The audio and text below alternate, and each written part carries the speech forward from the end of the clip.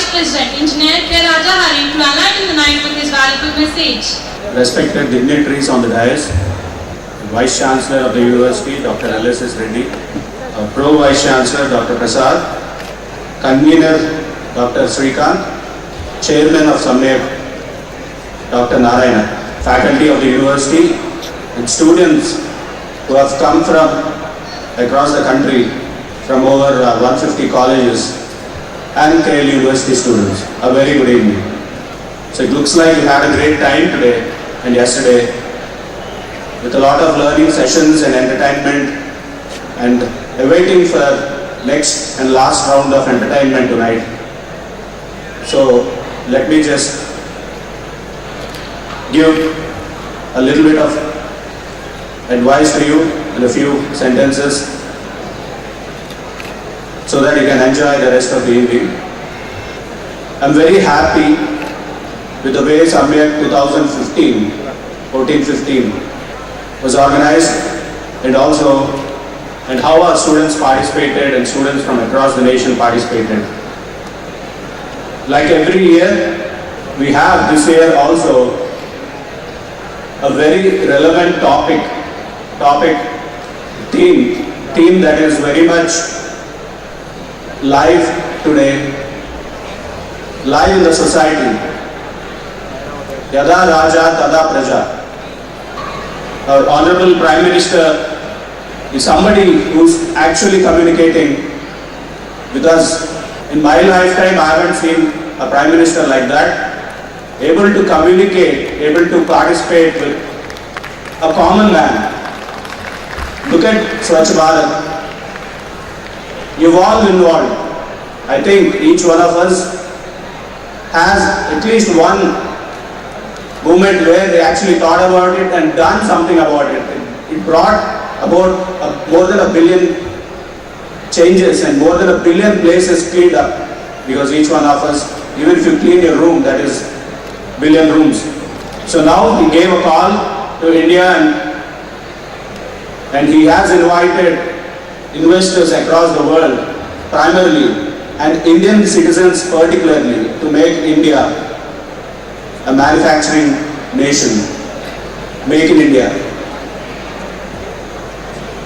And also a call to make our cities and villages smarter. We wanted to build 100 smart cities across the nation. And why do we need that? Migration from rural sector is by far the greatest today. We actually see there's so much of migration happening even before in the last 10 years, you take the example of Bangalore city. In the last 10 years, it added 3 times population the size of our city Vijayawada. So taking alone Bangalore city, you can see how much urbanization happened. So likewise, it's just not in the metros. Now what you are seeing is actually the need of the hour is cities like Vijayawada, Guntur, they need to become smarter, they need to grow to actually absorb all this migration that is happening. And for all this migration to actually properly migrate without actually damaging the experience of city life. For example, if you take once again Bangalore, you can see that average kilometers per hour, travel average kilometers per hour dropped from 36 or 32 kilometers per hour in the city to almost 9 or 6 per hour. So 9 is probably number of kilometers that you can travel in 1 hour in Bangalore city. I was there in Bangalore. I've driven 1,000 kilometers in a day when I was in America. But I was less time on the road than I was in Bangalore city driving less than 100 kilometers. So what we are seeing is India is choking with this huge migration, huge unplanned migration that is happening. And the only way out is to make our cities smarter. I mean, we need. So where does all this start from? It has to start from, right, your house. Your house should be in an intelligent form connected to a centrally available facility for the city where each and every house will be connected, and all the facilities in the city like transportation, like sanitation, drainage facilities, healthcare, education, all of them, traffic, all these facilities, all the government offices connected at a single point where decisions can be taken and implementation can be taken. We are actually seeing this happen actually, but most of it is happening in private sector. If you see now today, you can book the flight ticket by the time from when you leave your house, and by the time you reach, you get your ticket delivered there or even sent via SMS, and you can board the flight directly.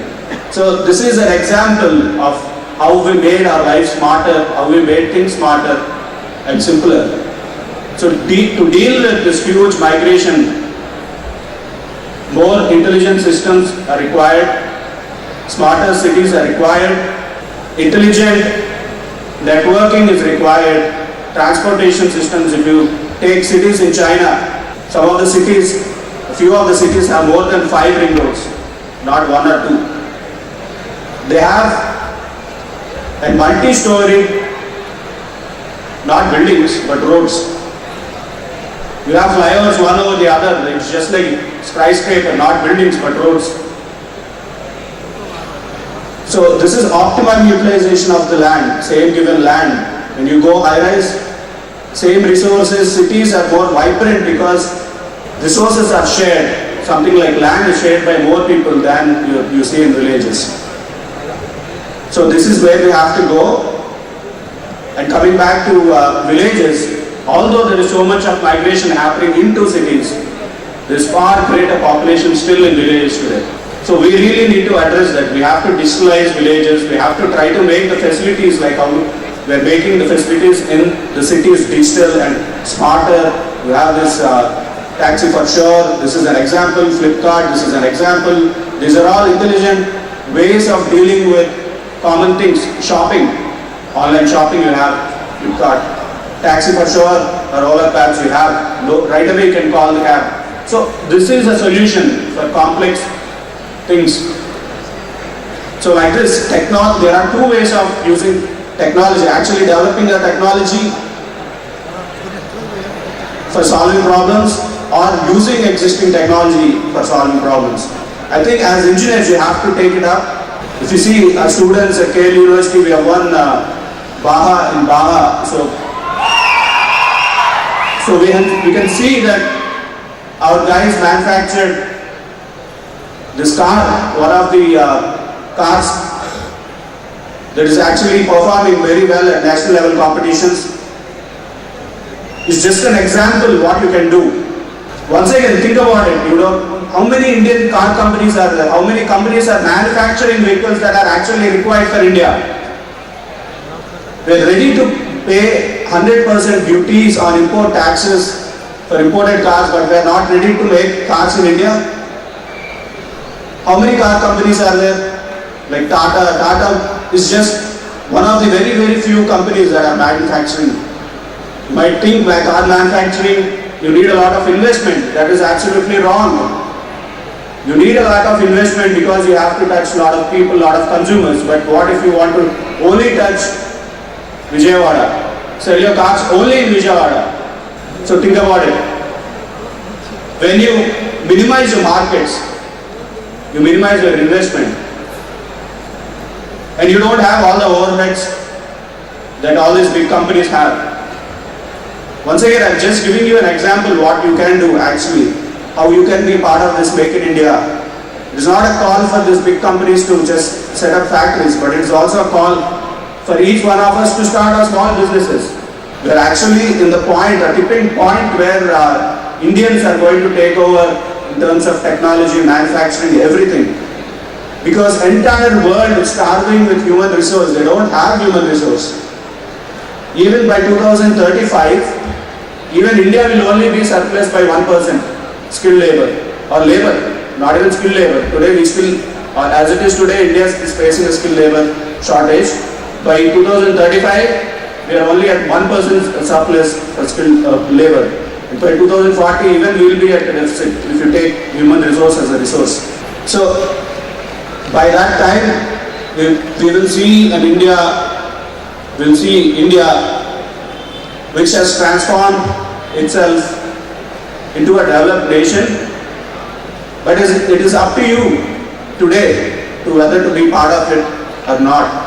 Whether you will be working in one of those companies or you will have your small startup, one that has a potential to take over the markets in whatever field you start in. So in this digital India, digital world is all empty.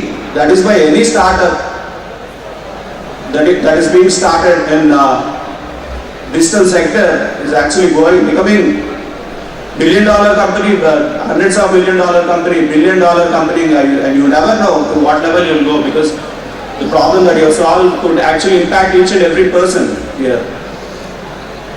So now people are starting not just in e-commerce but healthcare. They're starting companies. They're starting like home. You get your medicines to your house. You get a doctor to your house. You get your nurse to your house. But there are many other services that have not been digitalized yet, or the existing digitalized companies are probably not doing it the best way. So rethink on that, and you be part of the transformation. So you need to develop.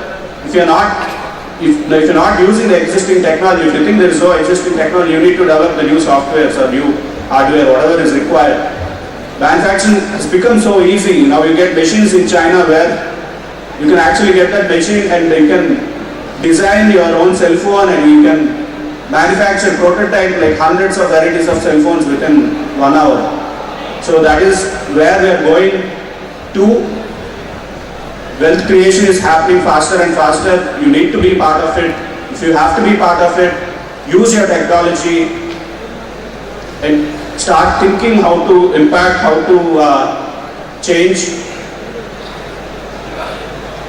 World is not becoming a global village, but it is also becoming a smarter village, a digital village. So be part of it. And I leave this evening with a message that you should always strive hard. You should put your heart into what you believe. Even if you fail 10 times, 100 times, just read about how many times Edison failed before he invented the first light bulb. So determination, hard work, integral of solving failures is your success. So one failure is just a part of, correcting one failure is just a part of ultimate success. There is nothing called ultimate success, because even large corporations, take an example of eBay, today it has a great financial crisis.